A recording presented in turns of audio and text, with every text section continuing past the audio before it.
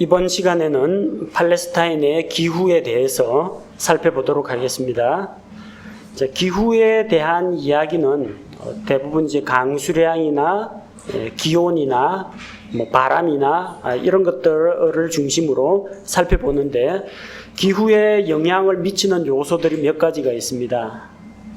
날씨가 어떻게 달라지느냐 하면 적도에 가까우냐 극지방에 가까우냐, 거기에 따라서 기후대가 열대기후, 아열대기후, 그리고 위쪽으로 올라가면서 지중해성 기후, 또 몬순, 온대성 기후, 그 위쪽에 툰드라지대, 한랭지대 이런 식으로 나뉘게 됩니다. 그래서 그 위도라는 것이 관계가 있고, 또 하나는 주변에 큰 바다가 있느냐 아니면 사막이 있느냐, 거기에 의해서 영향을 받기도 하고, 또 동일한 위도에 있다고 할지라도 해발 고도가 높은 산지냐 아래쪽 저지대냐 해발 이하의 분지냐, 여기에 따라서 기온이 달라지게 됩니다. 여러 가지 요인들이 있는데, 이스라엘 땅이 위치하고 있는 곳이 위도상으로는 약 북위 30도에서 33도 정도입니다. 북위 30에서 33도면은 우리나라보다는 조금 남쪽에 속해 있습니다.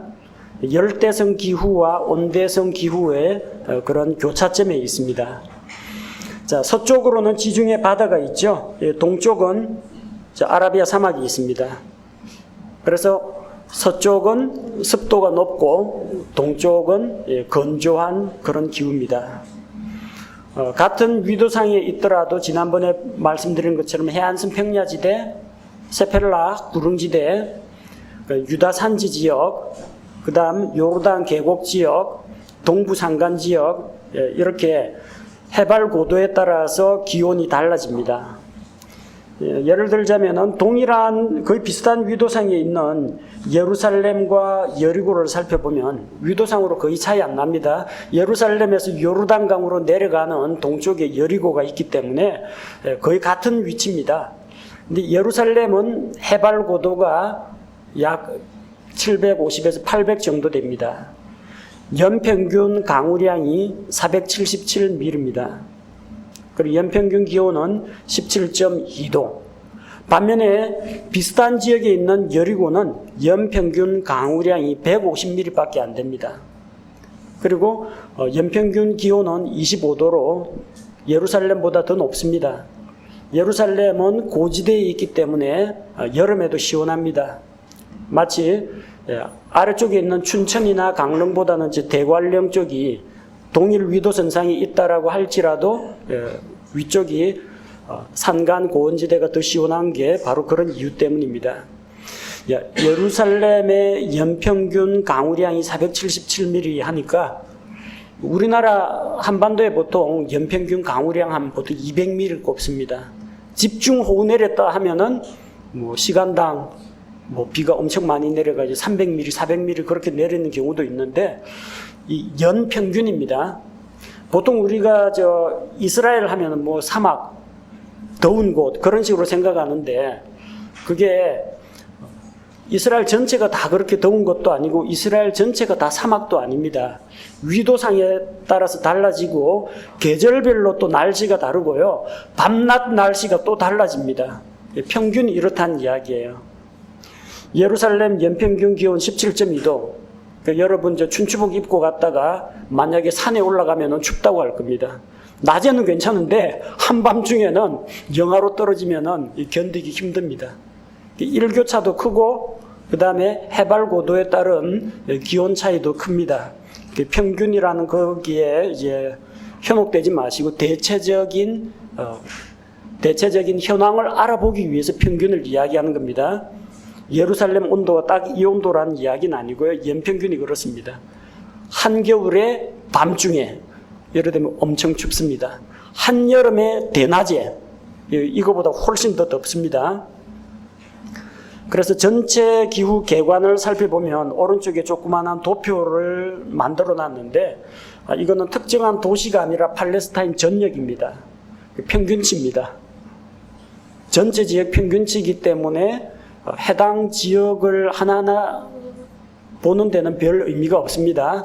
근데 대략 이렇다는 겁니다. 왜 이걸 제시를 했느냐면 계절별 기온하고 계절별 강수량 때문에 요약도표로 만들어 놓은 겁니다. 자, 왼쪽에는 기온이 표시가 되어 있고 오른쪽에는 강수량이 표시가 되어 있습니다. 위쪽에는 포물선으로 꺾은 선 그래프가 되어 있죠. 아래쪽에는 막대 그래프가 되어 있습니다. 자, 아래쪽에 있는 막대 그래프가 의미하는 것은 기온이 아닙니다. 이거 보고 또 마이너스 10도 이런 식으로 생각하시면 안 되고요. 아래쪽에 있는 막대 그래프는 강수량을 이야기하는 겁니다. 그것도 팔레스타인 전체 지역의 평균 강수량을 이야기하는 겁니다. 왜 이렇게밖에 할 수가 없느냐? 요르단 쪽하고 요르단 계곡 지역하고 지중해 해안 쪽하고 강수량이 다 다릅니다. 대표값을 찾을 수가 없어요. 그러니까 그 땅의 전체적인 평균 강수량을 통해서 뭘 알아보느냐? 계절별로 비가 내리는 시기하고 비가 안 내리는 시기, 그것만 보면 됩니다. 어느 도시를 중심으로 한 게 아닙니다. 그래서 보니까 어때요? 보통 한 4월에서 9월까지는 비가 거의 안 내리죠. 이 건기라고 합니다. 반면에 9월 지나가지 10월, 11월 되고 1, 2, 3월 되면은 비가 많이 내립니다. 이 우기라고 합니다. 건기와 우기가 뚜렷한 기후, 지중해성 기후입니다. 그리고 위쪽에 있는 저 꺾은선 그래프는 기온을 나타냅니다. 특정 도시가 아니라 그 지역의 평균 기온을 나타내자면 이렇다는 겁니다. 따라서 해당 지역을 여행할 때 저기 위쪽에 있는 헤르몬산 여행하는 사람하고 아래쪽에 있는 부엘세바 그쪽 여행 가는 사람하고 복장은 완전히 다를 수밖에 없다는 거죠. 전체 평균이 이렇습니다. 대체적으로 보니까 어때요? 기온이 영하로 안 떨어지는 것처럼 보이죠? 영하로 안 떨어지고 한 9도에서 많이 올라가면 한 25도로 보이죠? 이거는 평균이 그렇다는 겁니다. 한겨울에 밤중 기온은 영하로 떨어집니다. 그리고 비가 눈이 되어가지고 날리기도 합니다. 한여름에는 25도 이 정도가 아니라 한여름에는 저 여리고 같은 분지에는 40도 이상 올라가기도 합니다. 다만 이걸 통해서 뭘 알 수가 있느냐? 지금 우리가 비교하는 건 도시 비교가 아니라 X축에 나오는 각 해당되는 계절별 비교입니다.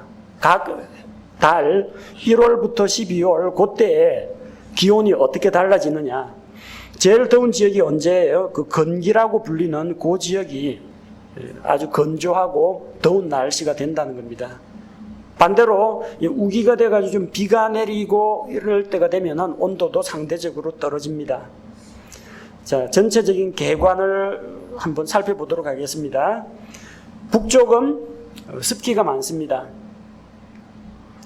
북쪽 저 산간 지역은 습윤한 지역이고요. 남쪽에 있는 네게브 사막 지역, 유다 남쪽의 산악 지역은 건조한 지역입니다. 고온 건조한 지역이죠.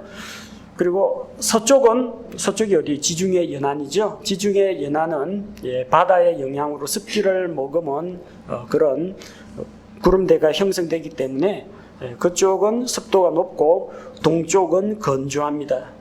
예루살렘 동쪽에 저 여리고 쪽, 요르단 계곡 지역 내려오는 데 있죠. 그 유다 광야 지역.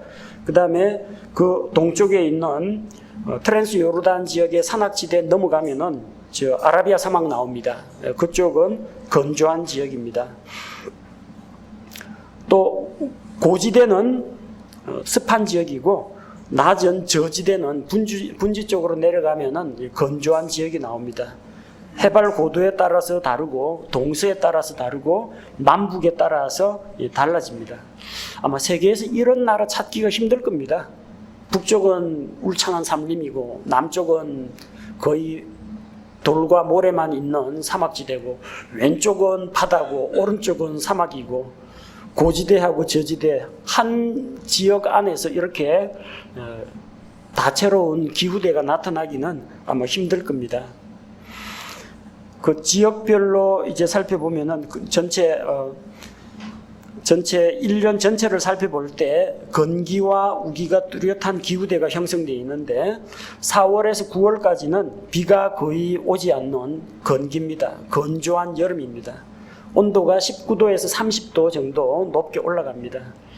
그래서 한창 그 우기에 풀이 무성하게 자라다가 건기가 돼가지고 동풍이 불기 시작하면 풀이 말라버립니다.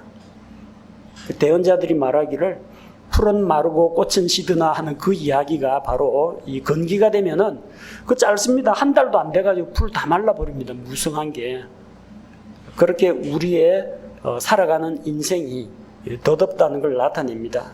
아기는 풀과 같이 무성할지라도 이스라엘 그 집 지붕은 전부 다 평평합니다. 나무대를 이렇게 벌려놓고 그 위에 풀을 덮고 그 위에 흙을 덮어가지고 진흙으로 발라놔요.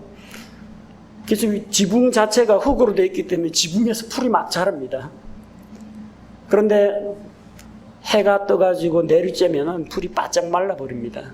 의인은 풀과 같이 무성할지라도 곧 말라버리고 쇠퇴하게 된다는 거. 시편에 보면 아삽이 악인들의 형통함을 부러워하다가 그들의 종말을 깨닫고 자기가 이제 어리석었다는 것을 발견하게 되죠.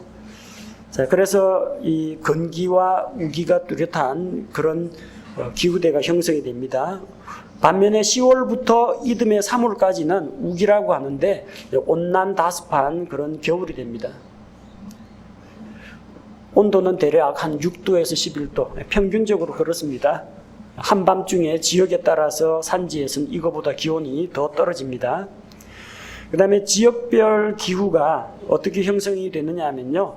해안지대 있죠. 저 지중해 연안 쪽에 저 아코 평야, 샤론 평야, 팔레스타인 평야 요 지역하고 그 다음에 가운데 있는 요 그 세펠라하고 산간지대 빼버리고 요르단 계곡을 거쳐가지고 저 동쪽 요르단강 동편에 있는 저 트랜스 요르단 일대 이때는 지중해성 기후가 나타납니다. 여름에는 약 32도에서 37도까지 올라가고 건기와 우기가 뚜렷한 그런 기후대가 형성됩니다. 반면에 그 세펠라 위쪽에 있는 그 산간지대 북쪽에 있는 저 사마리아 산지, 유다 산지, 헤브론 산지 요 산악지대에는 건조하고 서늘한 기후가 되고 여름철이 되더라도 기온이 급속도로 급히 올라가거나 그러지는 않습니다. 그리고 그 유다 광야 남쪽에 있는 부엘세바 남쪽에 있는 네게브 사막지대는 사막 기후대를 이루는데 요 네게브 남쪽이나 그 유다 광야 예루살렘 오른쪽에서 그 사해 쪽으로 내려가는 길 그쪽에 있는 유다 광야나 사해 부근 지역은 여름에도 그 사막 기후가 나타나는데 한여름에는 밤에는 사막이라고 항상 뜨거운 게 아니고요. 밤 기온은 내려갑니다. 한여름에도 밤에는 시원합니다. 자, 건기와 우기가 뚜렷한 기후인데 건기와 우기의 그 특징에 대해서 전체적으로 살펴보겠습니다. 4월 초에 늦은 비가 내립니다. 그리고 9월 중순에 내리는 비를 이른비라고 합니다. 4월이 9월보다 먼지 아니냐 생각하는데 이스라엘의 달력상으로는 7월달이 원래 절기상으로는 7월달이 농사달력, 농경달력으로는 7월달이 1월달입니다. 그래서 50년째마다 돌아오는 희년이라고 불리는 그 희년은 언제 선포하느냐 하면은 7월 1일 날 나팔을 불면 일손을 다 내려놓고 주빌레 희년이라고 해가지고 땅이 원주인에게 팔렸던 땅이 원주인에게 돌아가고 노예들이 자유를 얻어가지고 종들이 자유를 얻어가지고 자기 집으로 돌아갈 수 있게 됩니다. 그때가 언제냐면은 희년의 나팔절 7월 1일입니다. 그 7월을 기준으로 해요. 왜 7월을 기준으로 하냐면은 7월 말에 장막절 있죠. 곡식 수확해가지고 창고에 저장하는 수장절, 수확한 걸 저장하는 수장절 끝나면 1년 농사 끝입니다. 그 다음부터 7월 끝나고 나서 그 다음부터는 비가 내릴 때까지는 일손을 쉬게 됩니다. 이런 비가 내려야만 씨를 뿌립니다. 시작하는 게 우리식으로 생각하면 가을에 시작합니다. 가을에 씨 뿌립니다. 그리고 나중에 봄과 여름에 거두어 드립니다. 우리는 봄에 씨를 뿌리고 가을에 수확한다. 추수하죠. 근데 추수가 아닙니다. 그쪽에는 가을에는 추수가 아니라 가을에는 씨 뿌려야 돼요. 그 이른 비가 9월 중순경에 내립니다. 그리고 늦은 비는 나중에 곡식과 과일 열매가 익어가는 4월달 돼가지고 늦은 비가 내립니다. 5월에서 9월까지는 거의 비가 내리지 않습니다. 그걸 건기라고 합니다. 자, 3월 말이 되면 아라비아 사막이 어디냐면요. 여러분 아까 본 그 암몬 자손 그 위치 있는 데서 모압과 암몬에서 동쪽에 보면은 무슨 산맥이 그물망처럼 생긴 거 있죠. 그 오른쪽 넘어가면요. 그 아라비아 사막 지대가 나옵니다. 그 동쪽에서 사막에서 시로코라고 하는 바람이 불기 시작합니다. 그게 팔레스타인 땅으로 불어와요. 보통 4, 5월 달에 그리고 9, 10월 달에 불어옵니다.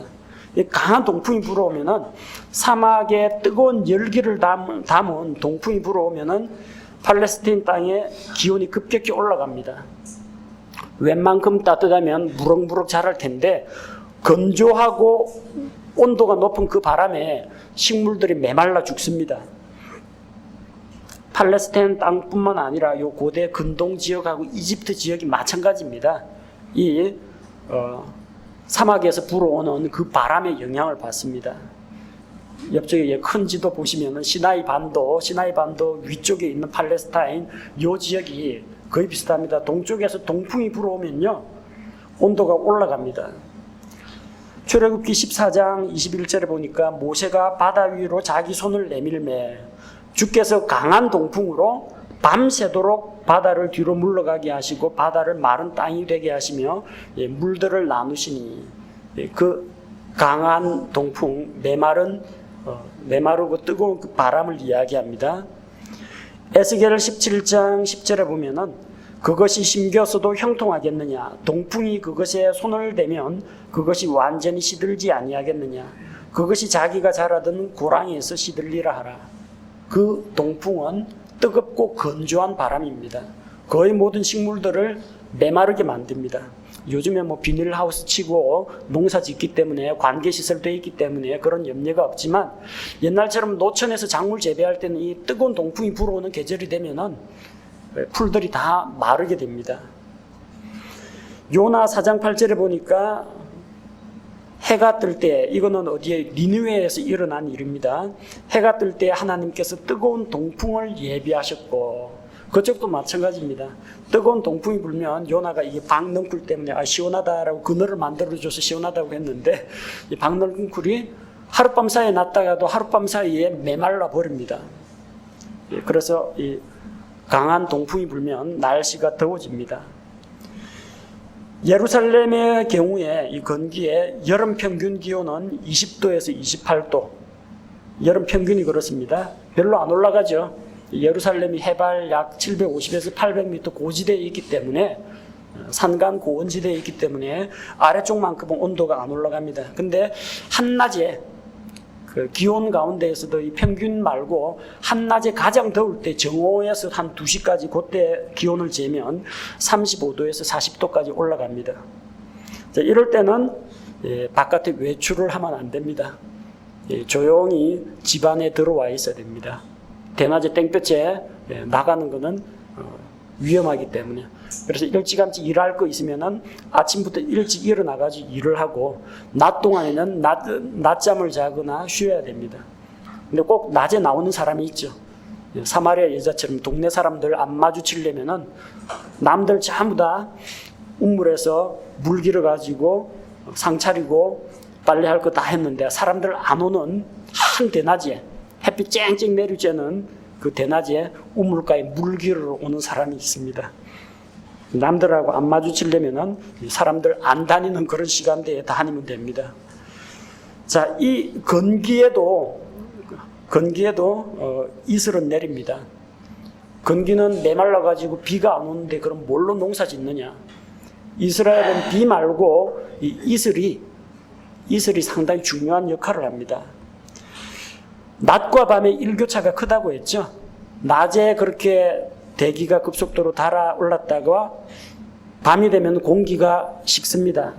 공기가 급하게 냉각되면서 공기 중에 있던 수증기가 물방울이 돼가지고 풀잎에 맺히고 나뭇잎에 맺히고 그렇게 땅이 촉촉한 이슬을 머금고 물을 공급받습니다. 사람이 물을 뿌려가 공급하는 게 아니라 자연적으로 한밤중에 갑자기 추워진 그 날씨 때문에 공기 중에 있는 수증기가 결빙돼 가지고 이슬로 나타납니다.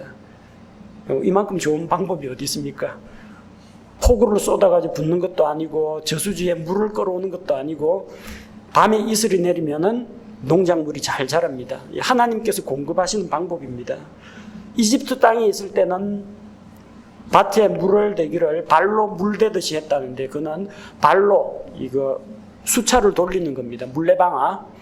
물레방아를 사람이 발로 밟아가지고 돌려서 강물을 끌어와가지고 밭에다 댔습니다. 그 이집트 방식입니다. 나일강의 수자원이 풍부하기 때문에. 그런데 하나님께서 너에게 주시는 그 팔레스틴 땅은 하늘에서 내리는 비와 이슬을 흡수하는 땅이라고 했습니다. 그 이슬을 먹고 작물이 자라고 또 그 비들이 땅속으로 들어가지만 땅속으로 들어갔던 것들이 땅 밑으로 지하수가 되어가지고 흐릅니다. 그 지하수들은 나중에 우물을 파면 다시 솟아납니다. 그리고 지하로 흐르다가 밖으로 노출이 돼가 시내를 이루고 요르단강으로 들어가기도 하고 주변에 풀밭을 만들기도 합니다. 그래서 팔레스틴 땅이 황량한 사막이라고 생각하면 안 됩니다. 젖과 꿀이 흐르는 아름다운 땅이라고 하신 데는 다 그만한 이유가 있습니다. 자, 그래서 건기라고 할지라도 여름철의 대표적인 농작물인 포도, 무화과, 석류, 올리브 등을 재배할 수가 있다는 겁니다. 열왕기상 17장 1절에 보면 엘리야 대언자가 아합을 대항하여 하나님의 말씀을 선포합니다. 내 말이 있지 아니하면 이 몇 년 동안에 이슬이나 비가 있지 아니하리라. 비가 오지 않을 것이라고 한 게 아니라 이슬이나 비가 있지 않을 것이라고 했습니다. 비가 안 내리는 것은 하나님께서 어떤 구름대를 조종하시면 될 것 같은데 그 이슬은 낮과 밤의 기온 차이, 일교차에서 생기거든요. 근데 하나님께서 그것도 허락하지 않았다는 겁니다. 이거는 하나님의 초자연적인 기적입니다. 계속해서 밤은 공기가 냉각되고 낮 동안에는 온도가 올라가는데 이슬이 생겨야 당연하거든요. 근데 하나님께서 비는 고사하고 이슬조차도 안 내려주신다는 겁니다. 3년 6개월 동안. 그러니까 논이고 밭이고 가축들이 먹일 풀도 없고 사람 마실 물조차도 구하기 힘든 그런 시기를 겪게 되었습니다. 팔레스타인 지방에서는 1년 365일 가운데에서 연간 260일 동안 이슬이 내린다고 합니다. 상당히 많은 기간 동안 이슬이 내리죠. 실제로 이제 농경과 산림에 도움이 되는 이슬은, 그러니까 이슬의 양이 좀 풍부한 그런 시기는 약 200일 정도라고 합니다. 그 1년에 약 한 반 정도까지, 반 이상은 이슬을 의지해서 농사를 짓는다고 봐야 됩니다. 그래서 이제 이스라엘 사람들이 왜 그 비 말고 이슬을 그렇게 애호하는지 이제 아시겠죠? 헤르몬의 이슬이 시온의 산들에 내림 같도다. 새벽 이슬 같은 주의 청년들이 그 이스라엘 사람들한테 이슬을 이야기할 때 그건 각별한 의미가 있습니다. 이 하나님의 축복입니다. 그리고 날마다 변함없이 공급해 주시는, 아침마다 새롭게 내려주시는 하나님의 은혜, 그런 걸 이야기할 때 이슬과 같다, 그렇게 이야기합니다. 자, 건기가 지나고 나면은 이 우기가 찾아옵니다. 10월부터 다음해 3월까지 대서양 북동쪽, 이 팔레스타인 지도에서 저 유럽 쪽에 있는, 유럽 북동쪽에 보면 대서양이 있죠. 그 대서양 북동쪽에 있는 아이슬란드 부근에서 습기가 많은 그 저기압대가 이동을 합니다. 그 저기압대가 지중해 연안을 오면은 지중해에서 증발하는 이 바다에 있는 습기를 머금고 큰 구름대를 만들게 됩니다. 그래서 우기에 비가 내리는데 이 비의 종류는 우리가 일반적으로 이야기할 때 이른 비와 늦은 비로 나누는데 가운데 하나가 더 있습니다. 폭우, 겨울비, 폭우, 소나기라는 또 비가 있습니다. 신명기 11장 14절에 보니까 내가 너희 땅에 비, 곧 이른 비와 늦은 비를 제때에 주리니 내가 내 곡식과 포도즙과 기름을 거둘 것이요. 이렇게 밀과 보리를 수확하게 되고 포도 열매가 있게 되고 올리브 열매가 맺혀서 기름을 짜내게 됩니다. 이른 비와 늦은 비를 제때 준다고 했습니다. 그게 작물을 재배하는 데 크게 도움이 됩니다. 이른 비가 내려야 씨를 뿌립니다. 늦은 비가 내려야 이 곡식과 열매가 알차게 연글게 됩니다. 가운데 하나가 더 있어요. 아가 2장 11절 보라 겨울이 지나고 비가 그치고 사라졌도다. 나의 사랑 나의 어여쁜 자야 나와 함께 가자. 솔로몬의 아가에 나오는 이야기입니다. 겨울이 지나고 비가 그쳤다는 겁니다. 이 겨울 비가 거의 장마처럼 쏟아붓는 비입니다. 자, 이런 비는 우기의 초반인 9월 중순부터 10월 사이에 내리는 비입니다. 늦어지면 12월에 내리는 경우도 있습니다. 대개는 9월, 10월 사이에 내립니다. 그러면 7월 거의 마지막에 장막절 지내면서 곡식 수확해서 다 저장해 놓은 사람들이 조금 이제 쉬게 해야 되겠죠. 그래서 장막절 좀 지나고 나면은 다시 이른 비가 내릴 때까지는 일손을 놓고 쉬다가 9월 정도에 새로 내리는 비에 그 메말랐던 그 땅들이 물기를 머금어 가지고 흙이 부드러워집니다. 흙이 진짜 그 땅이 거북이 등처럼 쩍쩍 갈라집니다. 메말라서 땅이 딱딱한데 여기에는 이 꽃갱이나 쟁기로 가려고 해도 흙덩어리를 부수기가 힘듭니다. 근데 이런 비를 한번 머금은 땅은요, 쟁기로 갈리고 땅을 파서 갈아엎을 수가 있습니다. 그래서 우리도 예수님께서 밭에 사람의 마음을 밭에 비유해서 말씀하셨는데 마음이 메마른 사람이 있어요. 이 말씀의 씨앗이 떨어지지 않습니다. 떨어져봤자 씨가 발화가 되지가 않습니다. 어떻게 돼요? 먼저 마음을 부드럽게 해야 됩니다. 촉촉하게 단비로 적셔야 됩니다. 그 다음에 쟁기로 갈면서 흙덩어리를 부수고 돌을 제하고 그 부드러운 상태에서 그 위에다 이제 씨를 뿌리는 겁니다. 그래서 농부가 밭을 갈고 씨를 뿌릴 수 있게 해주는 비가 이런 비입니다. 그 다음에 겨울비는 12월 하순부터 2월까지 내리는 비입니다. 이 기간은 거의 장마철에 해당합니다. 소나기가 내립니다. 그러니까 예수님이 12월 25일 날 태어났다고 생각하면 안 되는 게 예수님 태어날 때 바깥에서 들에서 양을 치던 자들이 했죠. 들에서 양을 치던 자들이. 이 우기에는 들에서 양을 못 칩니다. 계속해서 비가 쏟아지는데 비 맞으면서 양치기 못합니다. 이때는 산에 있는 그 바위 동굴 안에 우리 안에다가 양들을 다 넣고 그동안에 그 수확해 놓았던 그 지푸라기 곡식단에서 나온 그 지푸라기들 그리고 마른 풀 베어둔 것들 그 비축해가지고 양들의 먹입니다. 우리 안에서 키우지 들에서 양을 치지는 못합니다. 들에서 양을 치를 수 있는 그런 시기는 아마도 장막절 즈음 그 비가 쏟아지는 그런 계절이 되기 이전이라는 겁니다. 그리고 이 겨울에는 비도 내리면서 온도도 많이 떨어집니다. 춥습니다. 그래서 들판에서 목자들이 한가하게 양치면서 풀밭에 누워있고 그런 거 못합니다. 아주 추운 날씨가 됩니다.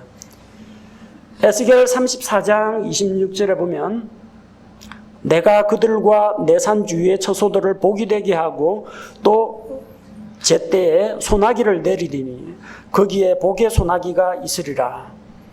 거기에 복의 소나기가 있으리라. 이게 찬송가 제목입니다. There shall be a shower of blessing. 빈들의 마른 풀같이. 우리는 뭐 성령의 축복 단비를 내려달라고 하는데 영어 가사에 보면은 showers of blessing, 복의 소나기, 에스겔 34장 26절에서 따온 겁니다. 하나님께서 부어주시는 그 비가 쏟아지는 것을 이야기합니다. 이거는 이른비처럼 잔잔하게 내리는 비가 아닙니다. 비가 제법 심하게 그리고 며칠 계속해서 연이어서 내립니다. 그 장마 기간입니다. 조금 쉬다가 또 계속해서 한 두어 달 계속해서 내립니다. 그리고 단기간에 내리는 집중호우기 때문에 홍수가 일어납니다. 이스라엘 사막 땅에서 뭔 홍수가 일어나는지 모르는데 그게 계속해서 1년 내내 햇빛 쨍쨍하는 그런 사막, 사하라 사막 그런 데가 아닙니다. 지역에 따라서는 홍수가 일어나는 지역이 있어요. 여러분들 그 강들, 우리가 말한 이런 강들 말고 네게브 사막에 있는 강들 이름을 보면은 대개 강 이름 뒤에 와디라는 이름이 붙습니다. 그 와디가 뭐냐면 건천입니다. 마른 하천. 건천이라는 것은 마른 하천인데 비가 안 올 때는 그냥 아무것도 없어요. 그냥 고랑만 파여 있습니다. 비가 오면은 빗물이 이동하는 통로가 돼서 강을 이루는 곳입니다. 비가 올 때만 흐르는 하천이기 때문에 건천이라고 부릅니다. 근데 사막에 비 내리면 모래에 비가 쑥쑥 빠져들어가서 흡수가 될 거 아니냐 생각하는데 그게 아니고요. 이 지역은 모래가 풍화가 된 지역입니다. 바람에 의해서 미세한 모래들이 풍화가 돼가지고 퇴적이 되어 있기 때문에 뭘로 보시면 되냐면 바닥이 매끌매끌하고 맨질맨질합니다. 물 부어도 밑으로 스며들지 않습니다. 그래서 건천입니다. 그 강이 흘러갔던 그 지역이 침식 작용에 의해서 풍화 작용에 의해서 모래가 퇴적이 된 것이기 때문에 그냥 일반 모래 땅이 아닙니다. 일반 모래는 물 부으면 쑥 물이 빠져나가는데 풍화된 모래가 쌓여 있는 곳이기 때문에 그 지역은 물이 안 빠지고 폭우가 쏟아지면 물들이 그 와디 건천을 따라서 흐르게 됩니다. 근데 그 기세가 바닥으로 물이 스며들지 않기 때문에 엄청납니다. 홍수가 나는데 집도 떠내려갑니다. 우리나라 그 중동 지방에 그 건설 현장에 공사한다고 포크레인 보내고 했는데 포크레인 다 떠내려갔어요. 사람도 떠내려가 죽습니다. 비가 오고 물 나며 바람 부딪히되 마태복음 7장에 그 집을 모래 위에 세운 자는 나중에 비가 오고 홍수가 나면 어떻게 된다고 해서 무너지고 무너짐이 심하게 된다고 했거든요. 그 모래 위에 세운다는 게 사상 누각 이걸 말하는 게 아니라 옆에 그 모래땅 옆에 건천이 흐르면은 홍수가 나면은 반석 위에 있는 집들은 튼튼하지만 안반지대에다가 기초공사를 하지 않은 그 지역에서는 와디 주변에 있는 집들은 다 떠내려갑니다. 통계치를 보면은 사막에서 일사병으로 죽는 사람보다 홍수에 죽는 사람이 훨씬 더 많다고 합니다. 사막에 비가 내린다, 사막에 홍수가 난다, 사실입니다. 마태복음 7장 27절 비가 내리고 홍수가 나고 바람이 불어 그 집에 부딪히매 그것이 무너져 그것의 무너짐이 심하였느니라 하시니라. 이스라엘 사람들은 예수님이 이렇게 말하면 그 홍수가 뭘 말하는지 압니다. 건천을 따라서 한겨울에 집중호우가 내릴 때 홍수가 실제로 일어납니다. 그 다음 이제 우기가 거의 끝나갈 무렵에 잔잔하게 내리는 늦은 비가 있습니다. 3월부터 4월에 내리는 비입니다. 이 늦은 비가 내려야만 곡식이 잘 자라고 열매가 맺게 됩니다. 스가랴 10장 1절에 너희는 늦은 비가 내리는 때에 주께 비를 구하라. 그리하면 주께서 빛나는 구름들을 일으키사 그들에게 소낙비를 주시고 또 모든 사람에게 들의 풀을 주시리라. 늦은 비가 내리는 그 계절이 있습니다. 요엘 2장 23절에도 시온의 자녀들아 너희는 그때 즐거워하며 주 너희 하나님을 기뻐하라.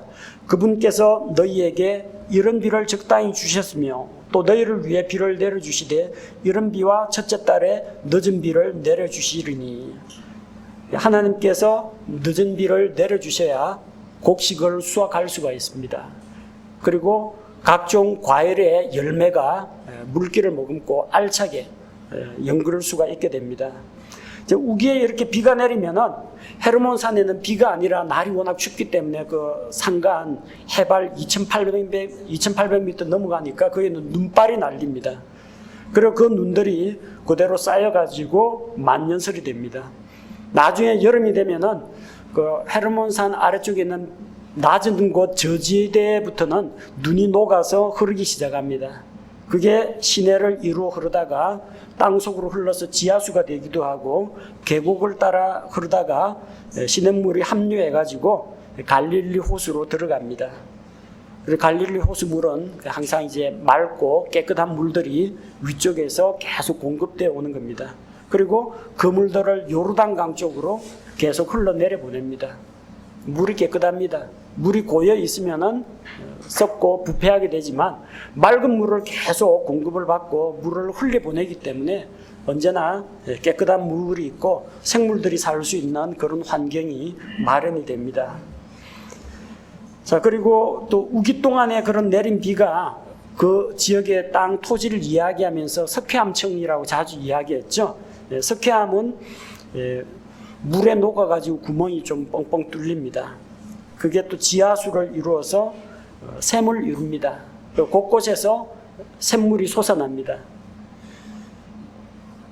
헤브론 부근이나 즉 브엘세바 부근에 어떤 강물 같은 것은 보이지 않죠.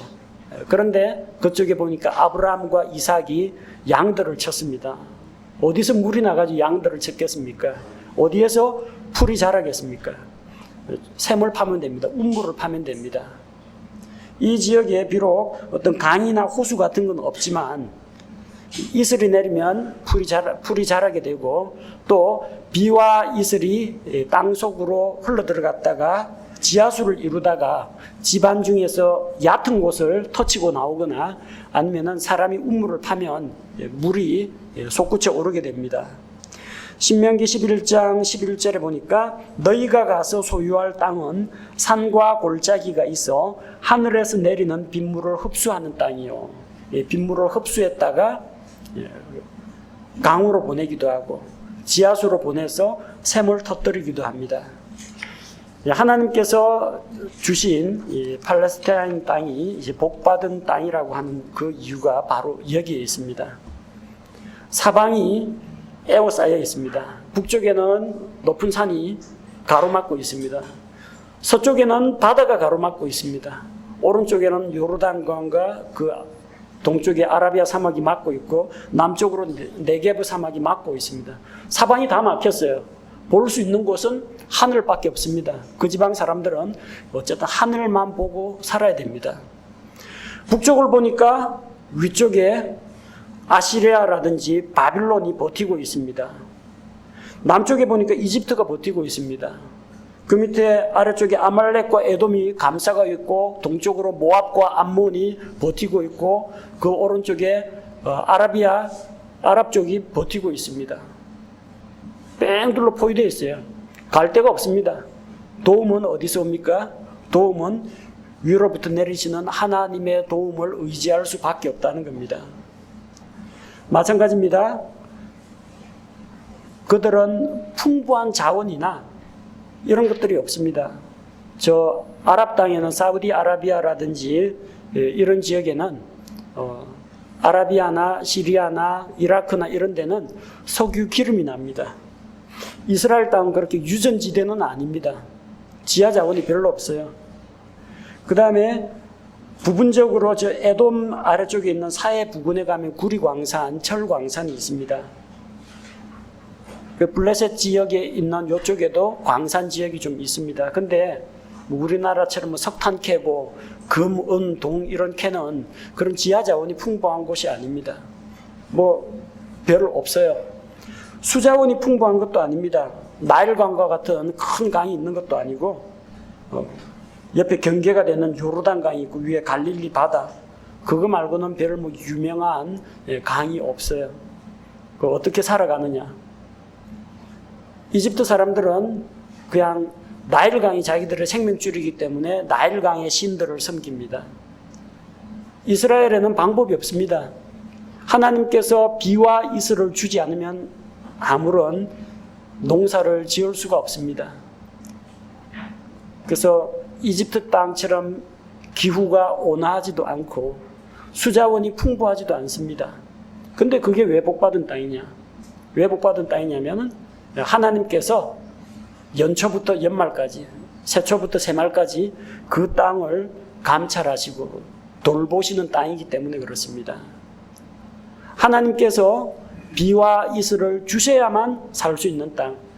나에게 엄청난 재산을 주어서 하나님이 부자로 만들어주는 게 아니라 날마다 만나를 내리시듯 매일매일 은혜를 주셔야만 살고 날마다 순간순간 하나님을 의지해야만 살아갈 수 있는 땅입니다. 그래서 복받은 땅이라는 거예요. 결코 자기를 믿고 지하 자원을 믿고 자기 민족의 어떤 군사력을 믿고 이거 믿고는 살 수가 없는 민족이 이스라엘 민족입니다. 오로지 하나님만을 믿고 의지할 수밖에 없는 환경이기 때문에 이 지형, 이 기후, 이 지정학적 위치가 그렇게 되어 있습니다. 이 땅으로 하나님께서 왜 인도했겠습니까? 유프라테스 강과 티그리스 강이 만나는 그 비옥한 바빌론 땅에 있는 메소포타미아 지방에서 또 잘 먹고 잘 살 수 있는 따뜻한 남쪽 나라 이집트 땅에서 왜 팔레스타인 땅으로 데리고 오셨겠습니까? 왜 이집트에서 끌어내가지고 약속의 땅에 심으셨겠습니까? 오로지 너희는 하나님만을 바라보는 하나님의 백성이 되라. 땅 속에 바로 그런 의미가 담겨져 있다는 겁니다.